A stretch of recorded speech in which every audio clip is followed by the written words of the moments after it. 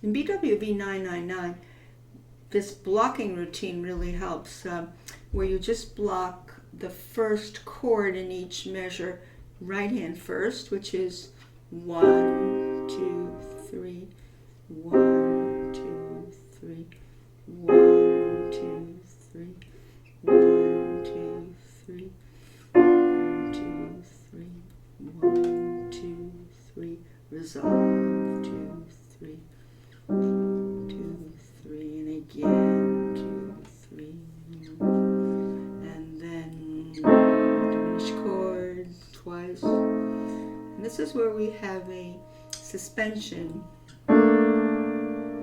resolve, G minor,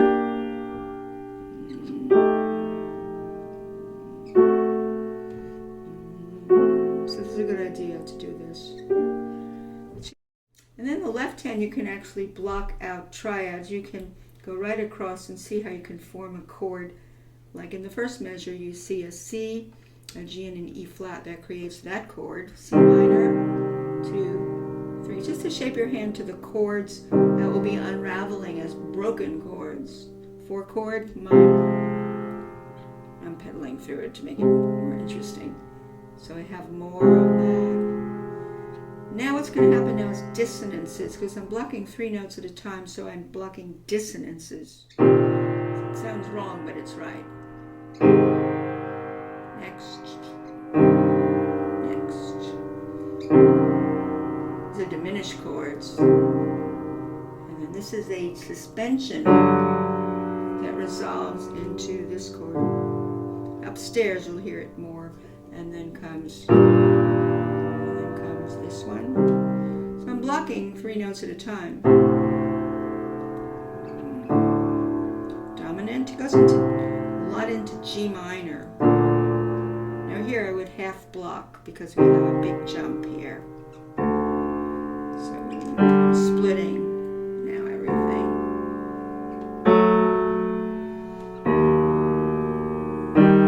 You can see I'm splitting the third with the root here. Here I see chromatics. It's a chromatic.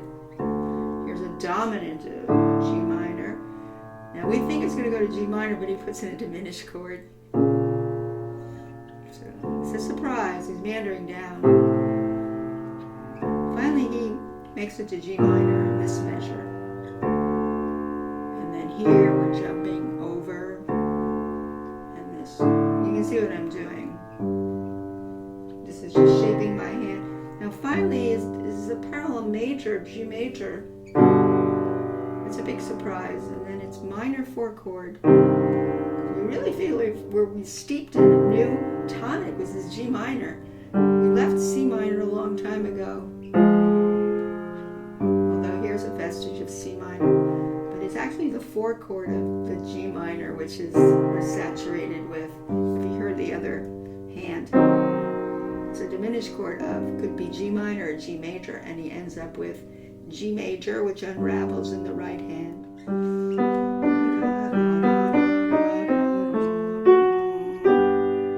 You could say it's almost like a Picardy ending, where for lots and lots of measures we're in G minor in this piece. And then at the very end, he has the parallel third there in the middle going from B flat to B natural.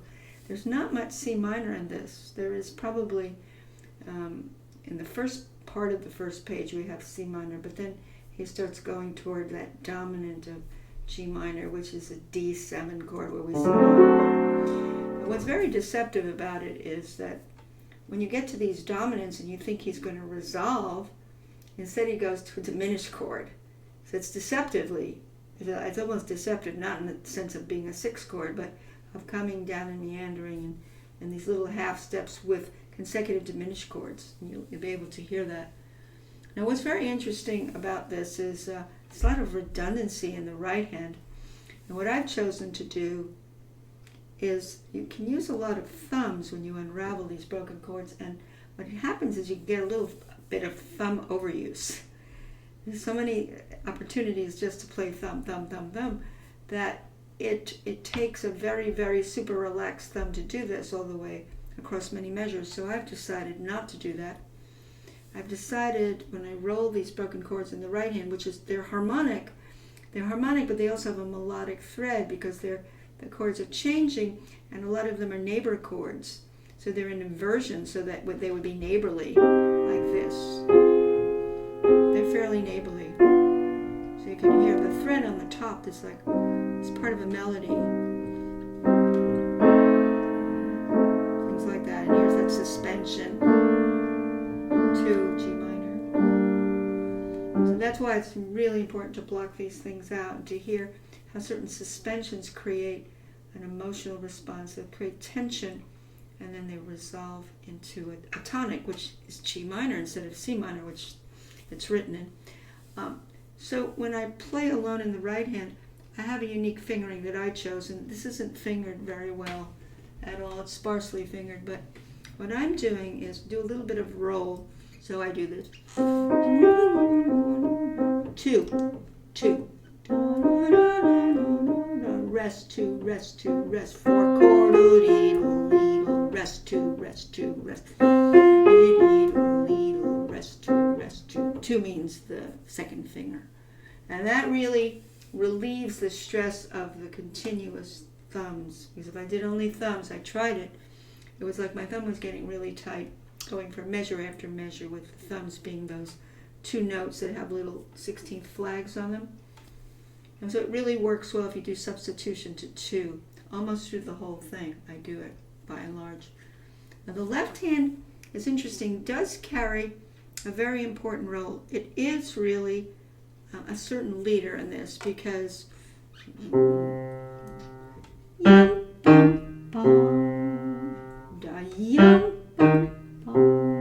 rest,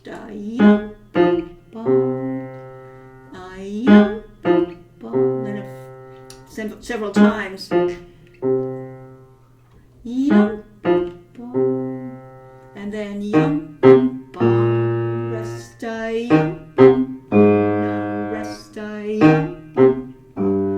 so you really have to spring up on yum bum B. That's going to be important in this, is to keep that flavor of that going through. It's motivic, actually, in a lot of ways, because it starts and it continues through the whole piece. 8th, 8th quarter, 8th, 8th quarter, 8th, 8th quarter. And that's against these meandering 16ths. It's a pattern of rhythm in each hand. So there's a rhythmic pattern, and the only place the rhythmic pattern ends is the very end, where he does this.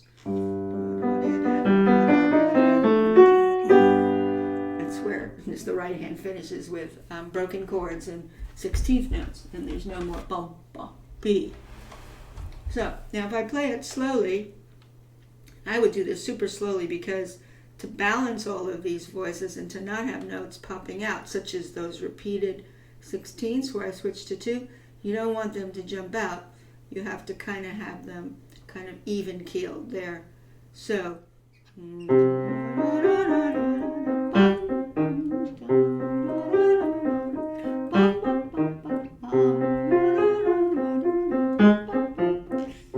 rolling motion,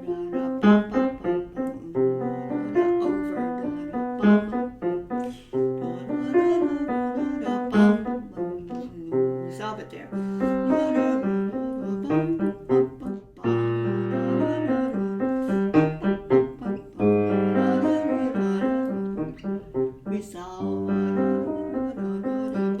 Diminished. Now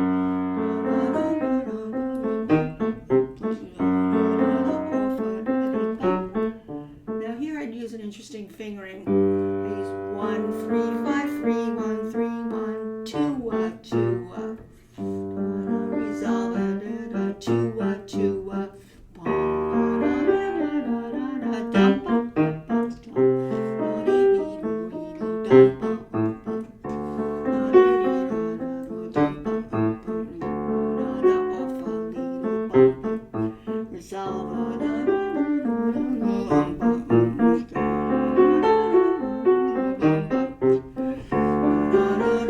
now it's building.